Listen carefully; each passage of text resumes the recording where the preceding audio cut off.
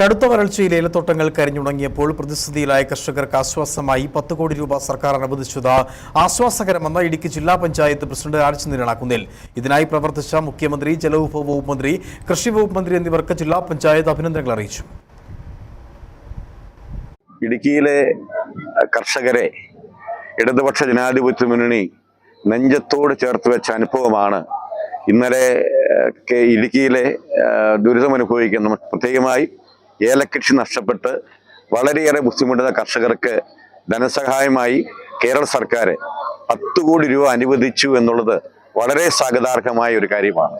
പ്രത്യേകിച്ച് ഇടുക്കിയിൽ നിന്ന് പ്രിയപ്പെട്ട മന്ത്രി ബഹുമാനപ്പെട്ട റോഷി അഗസ്റ്റിനോട്, ബഹുമാനപ്പെട്ട കൃഷിമന്ത്രി ശ്രീ പ്രസാദിനോട്, അതുപോലെ തന്നെ ബഹുമാനപ്പെട്ട കേരളത്തിന്റെ മുഖ്യമന്ത്രി ശ്രീ പിണറായി വിജയനോട് ഞങ്ങൾക്ക് ഇടുക്കി ജില്ലയുടെ കടപ്പാട് ഉയർച്ച രേഖപ്പെടുത്തിയ.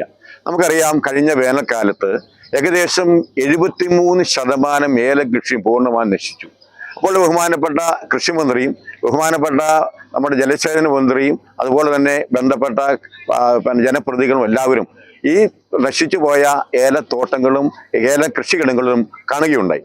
അപ്പോൾ അവിടെ വെച്ച് നമ്മുടെ ഇടുക്കി പദ്ധതിയിൽ ഇടുക്കി പാക്കേജിൽ പെടുത്തി അവിടെ അവർക്ക് സഹായം എത്തിക്കുമെന്ന് പറഞ്ഞു. പക്ഷേ ആ വിഷയം പരിഹരിക്കാൻ കഴിയാത്ത അടിസ്ഥാനത്തിൽ ദുരന്ത നിവാരണ സ്കീമിൽ പെടുത്തിയാണ് ഈ പദ്ധതിക്ക് ഈ കൃഷി നശിച്ച കർഷകർക്ക് വേണ്ടി സഹായം എത്തിക്കുവാൻ സർക്കാർ നടപടിയെടുത്തത്.